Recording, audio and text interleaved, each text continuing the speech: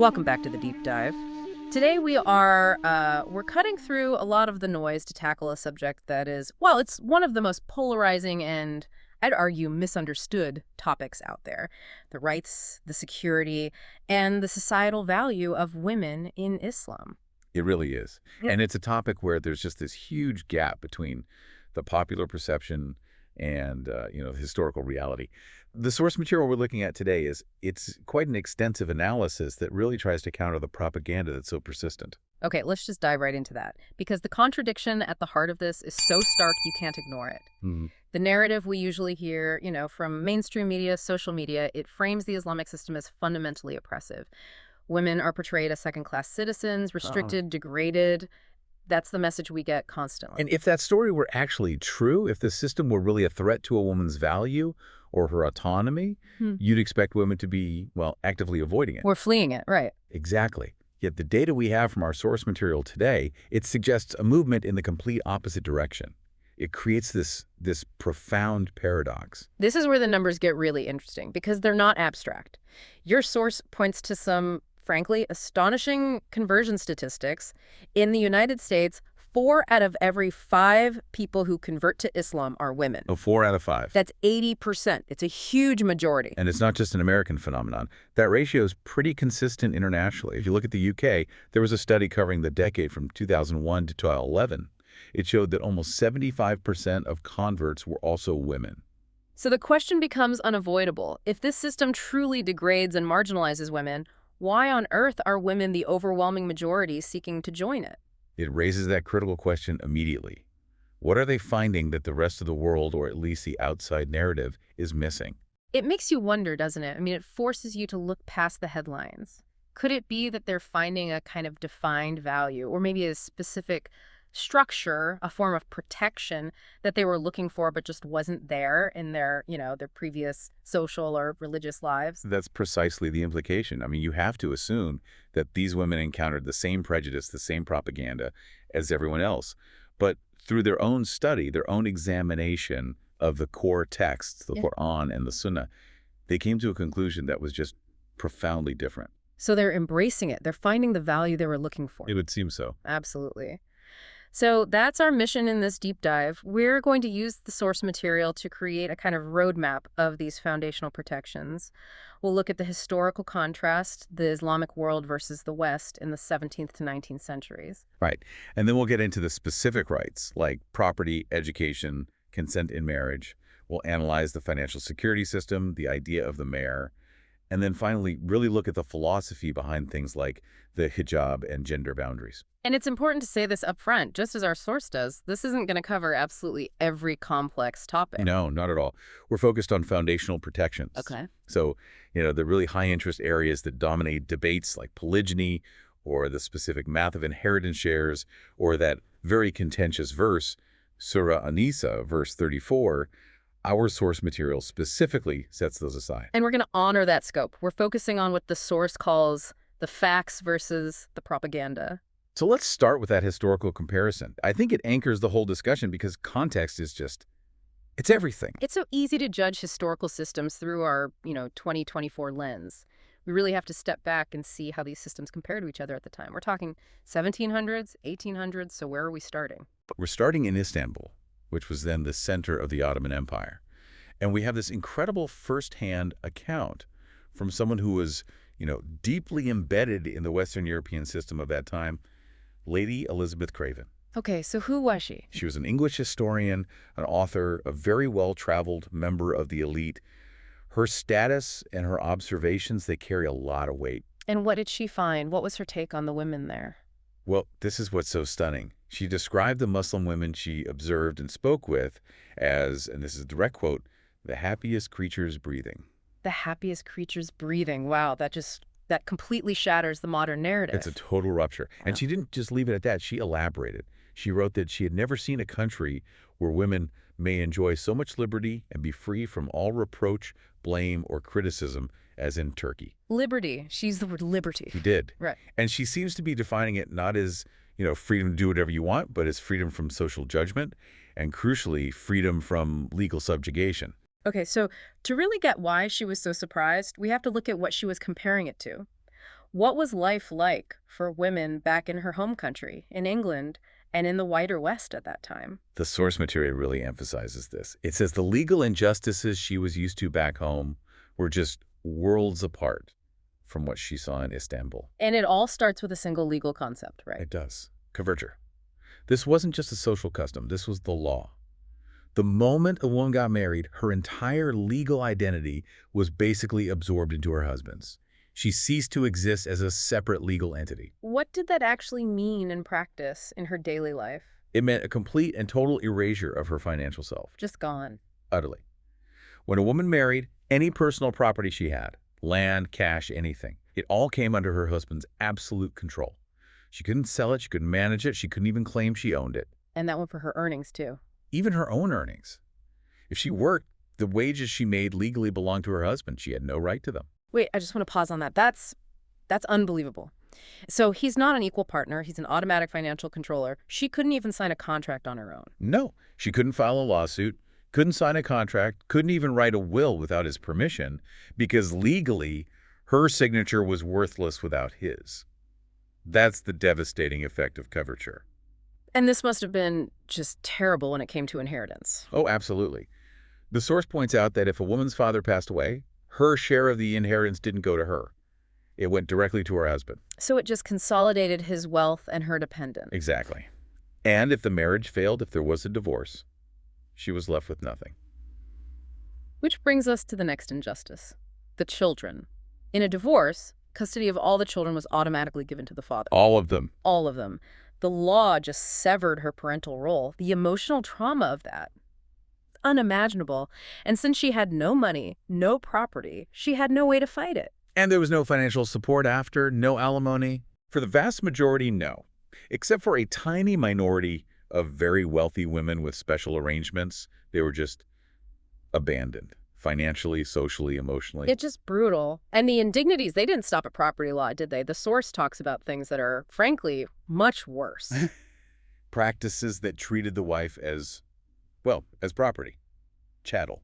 This persisted shockingly late into the modern era. You're talking about wife selling. I am. It sounds medieval, but Yeah. It happened. If a man got bored or wanted to remarry without the expense of a divorce, he could literally sell his wife. Like an object. Precisely.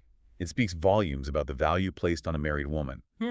And the source gives a specific, horrifying example. A recorded case from 1913, we're well into the 20th century here, of an Englishman selling his wife for £1. 1913, that's not ancient history. It shows how deeply this lack of respect was just woven into the legal system. But to really understand the historical fear, we have to go back even further. We do. To medieval Europe, the witch hunts. A terrifying period. Between the 15th and 17th centuries, under the influence of the Catholic Church, you had this sustained, institutionalized persecution of women. It was all based on paranoia and fear, with absolutely zero legal protection for the accused. The numbers are just staggering. The source estimates anywhere from 40,000 to 100,000 innocent women were executed, burned alive. And the reasons for accusation were terrifyingly random. They had no basis in justice. The infamous Malleus Maleficarum, the hammer of witches, it laid out how to identify them. What kind of things? If a man found a woman unattractive, he could accuse her. If she rejected his advances, he could accuse her. It was a tool of social control. A personal grudge could easily become a death sentence for a woman. So you have mass executions on one hand, and then at the same time, this societal debate happening asking, are women even human? Do they have souls? That question was part of the foundation of Western thought. Exactly. So when Lady Elizabeth Craven arrives in Istanbul in the 1700s, what does she see? She sees a world where women clearly own property. They're protected from being sold, and they're not being subjected to religious terror. Her observation that they were the happiest creatures breathing. It's not just an opinion. It's a profound statement on the state of justice at the time. That historical divide is the perfect setup for this next part, where we focus on the rights that Islam granted women, rights that were centuries ahead of the West. It's a powerful point in the source material. Rights that Western women only started to get legally in 1882, like filing a lawsuit, making property agreements, receiving an inheritance. Muslim women had already been exercising those for over 1,000 years. 1,000 years. It's the timeline that's so critical here. While English women were fighting for the Married Women's Property Act in the late 1800s, we have proof of Muslim women using these rights in huge ways in the 800s. We do. And education is the prime example of this early empowerment. We're talking about the University of Al-Qarawiyyin in Fez, Morocco. An incredible story. Truly remarkable. This university was founded by a woman, Fatima al-Fihri, in 859 AD. But it's not just some historical footnote. Guinness World Records verifies it as the world's oldest continuously operating university. Founded by a woman in the 9th century. Let's break down what that one act implies about the system she was living in. What had to be in place for her to do that? Well, a few fundamental rights had to be legally guaranteed. Yeah. First, she obviously had the right to an education herself. You can't conceive of a university without that. Right. Second, and this is the crucial part, she must have had the undisputed right to own and control significant wealth and property. You don't build a world-class university without a huge amount of personal capital and the legal freedom to use it as you see fit. So it tells you that women were holding important social and economic roles. And importantly, they were being raised with self-confidence, with a sense of their own worth and authority. A massive contrast to that Western debate about whether they even had souls. And the source emphasizes that the foundation for this empowerment came directly from divine command. The entire legal landscape was shifted by the Qur'an. The pivotal moment is often traced to 632 AD during the Prophet Muhammad's farewell sermon. That sermon was essentially a final social manifesto, wasn't it? Delivered to a massive crowd. It was a final, binding declaration of ethics and law. He repeatedly told the people to respect the rights of women and fear Allah in this regard. He put women's rights on an equal footing with men's, stating that just as men have rights over women, women also have clear rights over men. It moved their status from being based on tribal custom to being protected by divine law. And you can see this transformation across a woman's entire life, starting from birth. Absolutely. Before Islam, particularly in some tribal areas, the birth of a daughter was seen as a source of shame.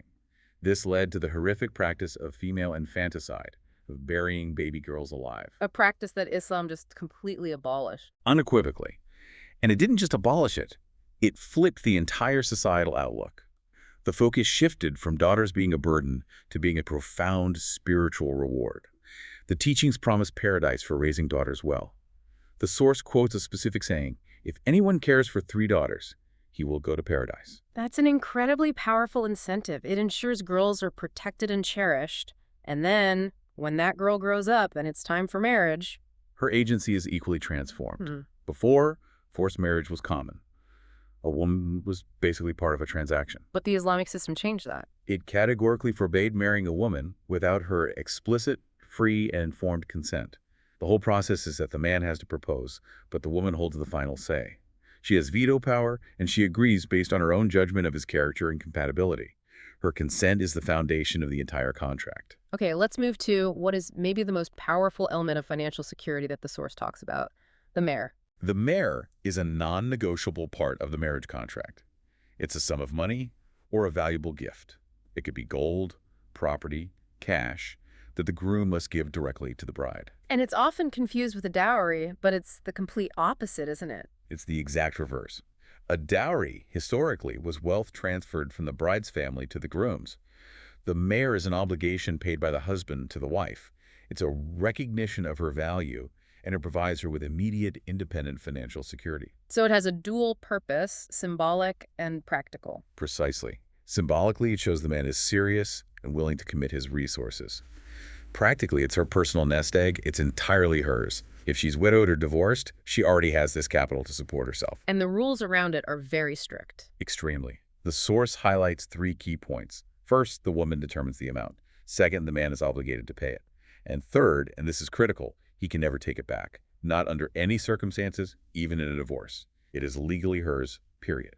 This leads right into the core financial structure for a Muslim woman, the responsibility for livelihood. Yes, the woman has 0 legal obligation to work or to contribute a single penny to household expenses, even if she's a millionaire in her own right. Her financial needs are always someone else's responsibility. They are institutionally protected. Before marriage, it's her father's duty. After marriage, that full responsibility transfers to her husband. Which is such a dramatic contrast to the modern Western expectation, where financial independence is seen as the ultimate liberation. It is. And the scholar Sheikha Fatima Barkatullah made a striking observation about this. She said that non-Muslim women are often most impressed by this concept of being provided for. Because in the West, after a certain age, Single girls basically face what she calls a financial divorce with their fathers. Right. They're pushed out and told to stand on their own 2 feet, forced into the workplace whether they want to be there or not, just to survive. And the source argues that this mandated need to earn an income can lead to a lot of suffering. Women are forced into competitive or uncomfortable situations just to get a paycheck. The Islamic system, by placing the financial burden on the men, frees the woman from that stress. The decision to work becomes a choice based on her ambition, not on economic necessity. Okay, so we've covered the legal and financial rights. Now let's talk about the social and religious status, particularly for mothers. This seems to be another powerful layer of protection.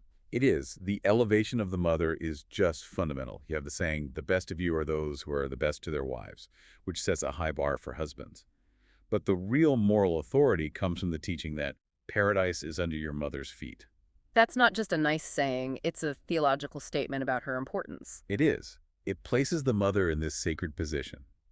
Harming your mother or violating her rights is considered one of the most serious sins a person can commit. And this protection continues even after her husband passes away. We need to contrast this again with what came before, where a widow was just part of the inheritance. That dehumanizing practice was systematically reversed. Islam ensures the widow is immediately protected and financially secure. The deceased husband's inheritance is divided according to clear set rules among his wife, his children, and his parents. She is guaranteed a share.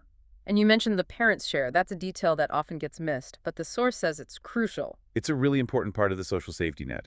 In many Western systems, if an adult child dies, their parents often get nothing from the estate. Which can create a crisis for them in their old age. Exactly. The Islamic system is holistic. A son has a divine duty to care for his aging parents.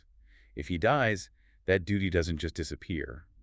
So his parents receive a guaranteed share of his inheritance, specifically to ensure their care is provided for even after he's gone. So if you trace it, a woman is protected at every single stage of her life.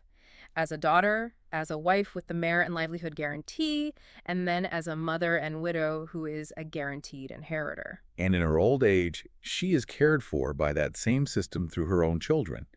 The source connects this institutional support directly to a woman's ability to pursue higher purposes. What does it mean by that? The argument is that by taking away the constant crushing stress of financial survival, the system frees up women to dedicate their energy and intelligence to other things: education, community service, intellectual pursuits, or the foundational work of raising the next generation, which is itself seen as an incredibly valuable role.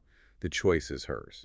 Now, we have to talk about the true measure of a woman's authority in this system. And for that, the source brings up an incredibly powerful historical story involving Omar ibn al-Khattab. Right, and we need to set the scene here. Omar was the second caliph, the supreme leader of the entire Islamic world. This is a man of immense power, famous for his justice, who defeated the Persian Empire. Publicly challenging him was, unthinkable. So what was the situation? Omar noticed a trend. He was getting complaints that some women were demanding really high amounts for their mahr, making it difficult for young men to get married. So he decided to intervene. He did. Thinking he was doing a public good, he stood up in the marketplace and announced his intention to set a legal limit on how much mahr a woman could ask for. He was using his political power to regulate a social problem. And who would dare to question the most powerful man in the world on this? A woman. An ordinary woman stood up in public and boldly objected to his plan. On what grounds? She didn't argue based on her opinion. She challenged him with the absolute authority of the divine text of the Qur'an. She cited a verse that says, "Do not take any of her bride gifts back, even if you have given her a great amount of gold." Wow. So her argument was Devastatingly simple and accurate. The Qur'an itself says that if a man chooses to give a huge amount, he can, and no human ruler has the right to stop him or limit that. Omar's proposed law directly contradicted the word of Allah. This is the moment of truth. How does this formidable leader react to being publicly corrected by a woman? His response is what makes the story so incredible. He didn't argue. He didn't dismiss her. He showed complete humility. He immediately admitted he was wrong. He retracted his proposal, and he announced to everyone has more knowledge than Omar, even the women. That's just an amazing story. It is, and it's preserved in the historical record. It demonstrates that a woman's voice, her confidence, and her legal opinion, especially when it's based on scripture, could supersede even the highest political authority in the land. She wasn't just a passive recipient of rights. She was an active guardian of justice. Okay, now we have to make that transition to the modern world, from historical rights to the protective laws of interaction. Because the source makes a bold claim that even with all of our modern progress, the human-made system in the West still fails to fully protect women. That's the core argument, yes.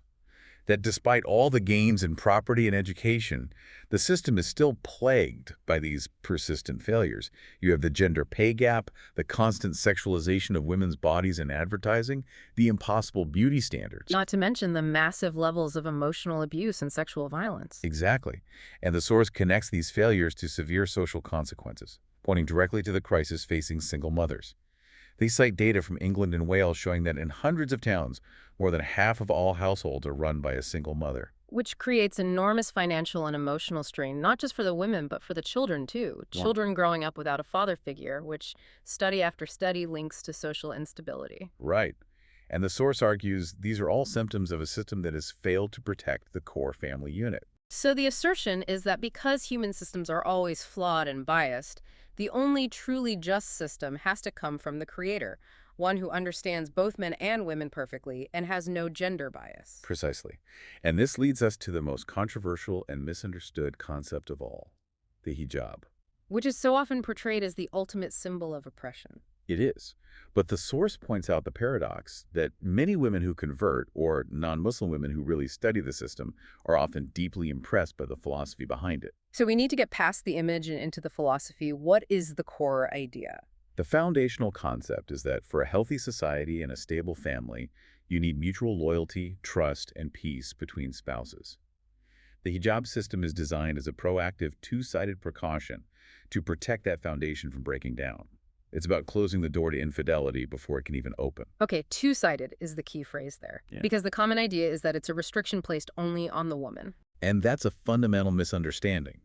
It is absolutely essential to know that the command for modesty is given to men first in the Qur'an, in Surah An-Nur. What does it say? Tell the believing men to lower their gazes and guard their private parts. So their eyelids are their hijab in a way. That's a perfect way to put it.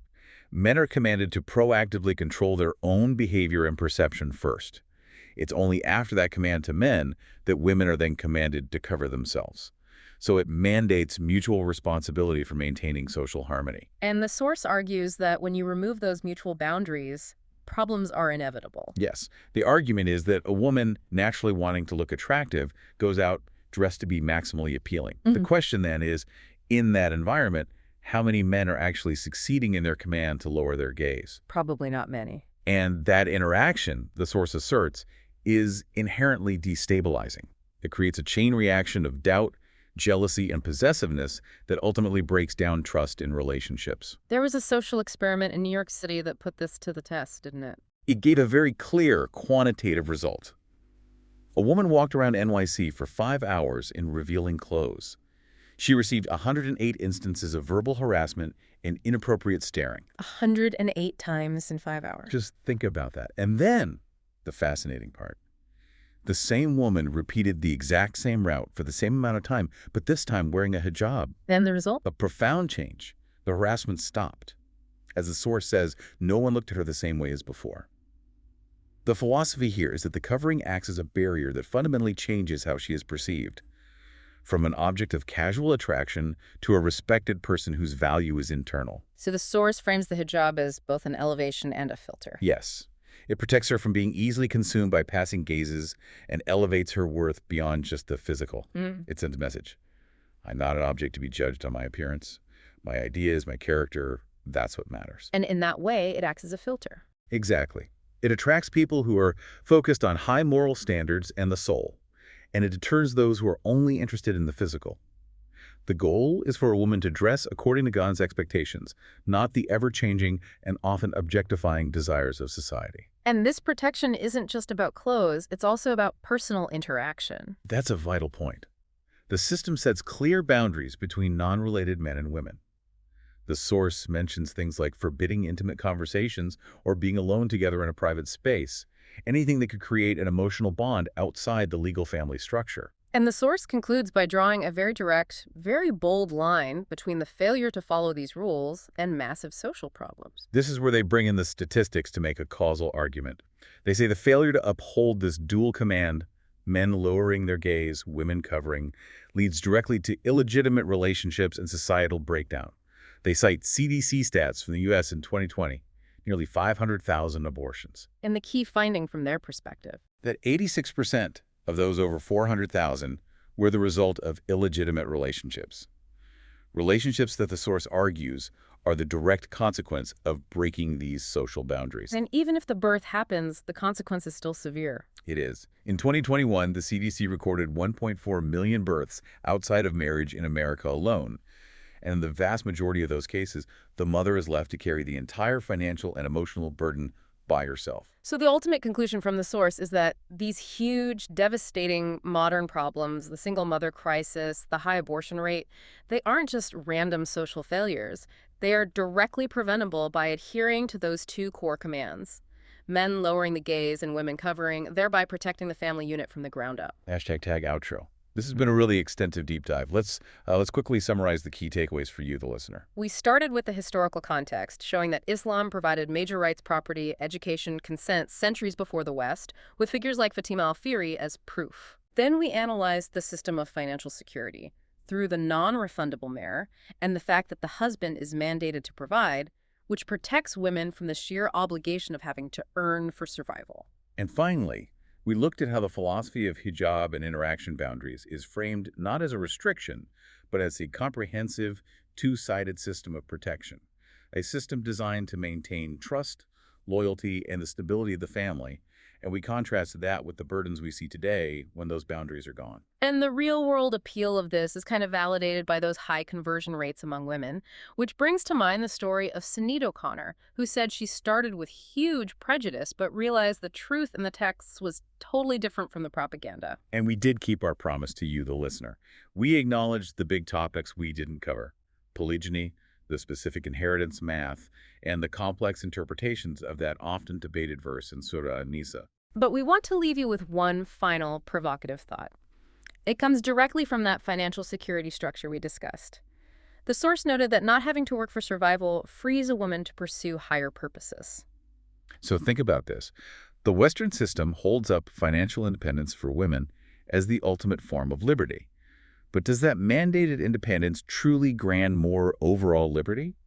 Or does it just trade one set of burdens, the historical subjugation we talked about, for a whole new set of modern burdens? The mandatory financial obligation, the crisis of single motherhood that the statistics show us. When a woman is forced to choose between financial necessity and pursuing her higher purpose, which system is actually granting her more freedom to decide how to use her time and her intelligence? It's definitely something to think about as you process this deep dive.